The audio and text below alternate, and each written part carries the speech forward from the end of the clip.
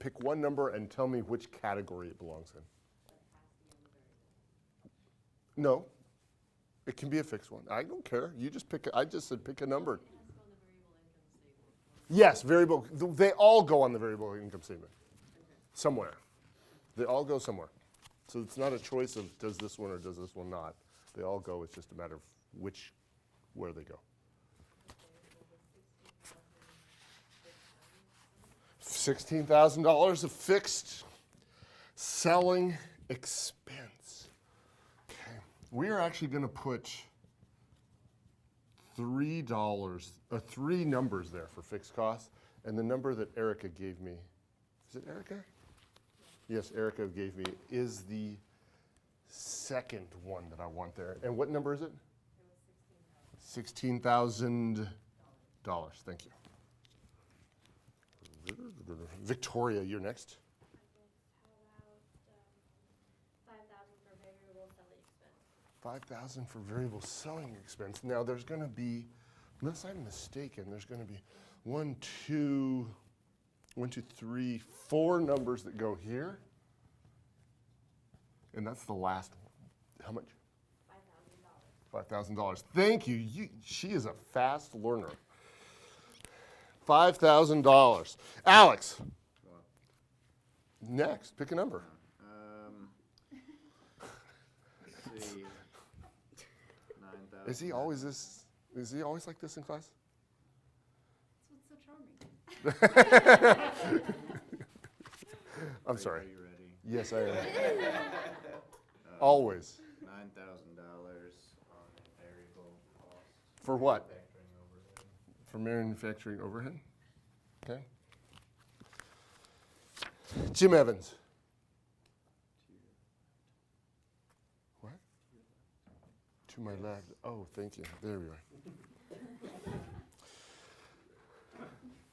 $10,000 for fixed manufacturing overhead. $10,000 for fixed manufacturing overhead. Okay. Jackie, look to his right from my perspective. Under variable costs, $22,000 for $22,000 for direct materials. And then look again to her right from my perspective, Shar.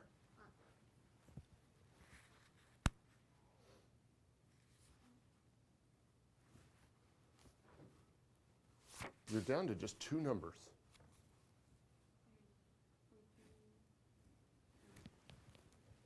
How much? Direct labor? It is not on the board yet. Oh, Direct labor? It either goes there or there. Is it a variable cost or a fixed cost, direct labor? Variable. For how much? $14,000. Stephanie. Where's Stephanie? Stephanie, would you be willing to calculate contribution margin for us?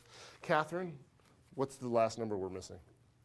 You don't have your calculator out? Everybody, you ought to have your calculators out. You don't expect me to do the math, do you? The fixed administrative expense, How much? $14,000. $14,000. Thank you. And I guess technically these are all minuses, aren't they?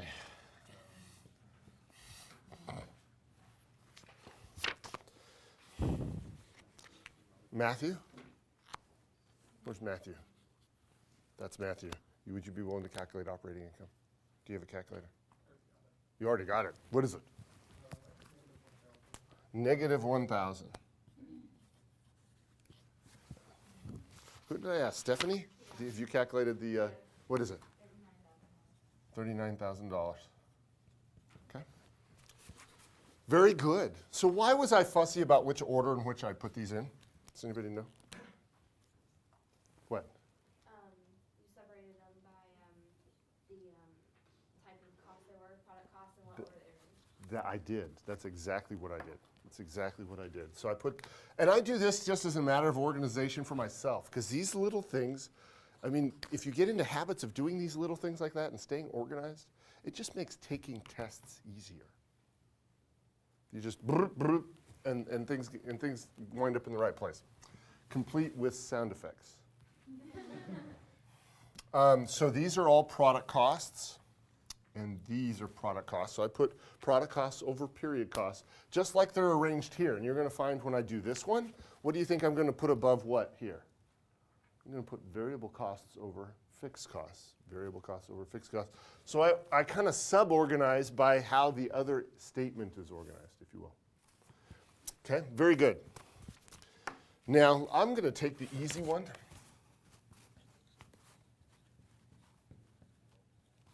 There we are.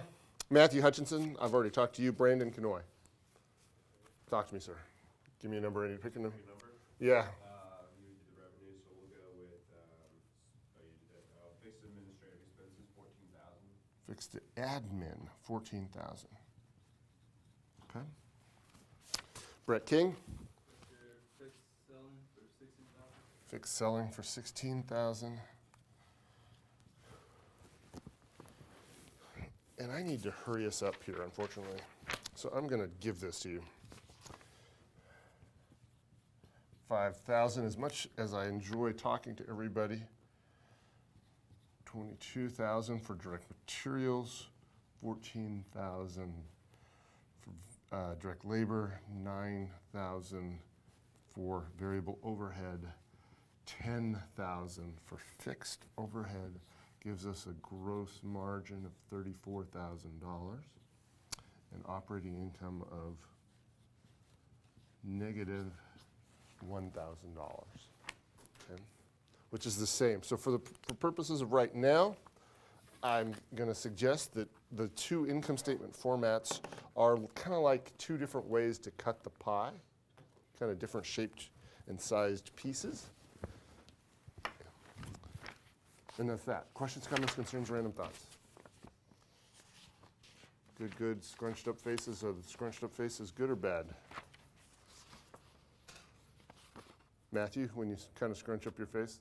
I'm just reading it. You're just reading. Do you need glasses too? I have contacts, You have contacts. Do they need to be more powerful? I guess. Maybe. Like I said, I know mine do. You know, I'm going to have new glasses. I'll have new glasses by the end of the semester. Although they might not be visually very different, I will have new glasses by the end of the semester. What do I want to do next? Cattle company, if you would, please. Cattle company. Questions, comments, concerns about what we've got on the board?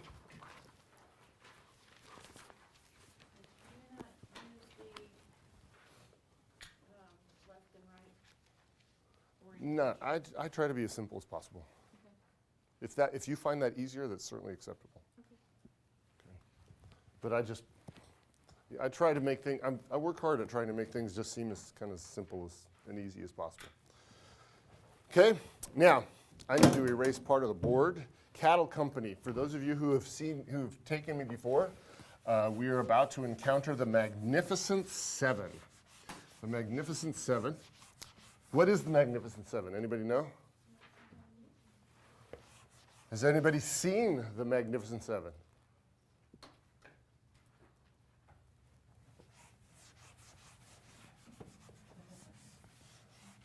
It's if you were to, I do believe if you were to watch all the Academy Awards for Best Movie of the Year, it would be one of those that you would watch. So, but from a while ago, maybe in the late 60s, early 70s. So it's a Western. Had horses in it and a lot of very famous people. Now, I would like you to take these notes on page 23. What I'm going to draw on the board, I'm going to draw the Magnificent Seven. I'm going to draw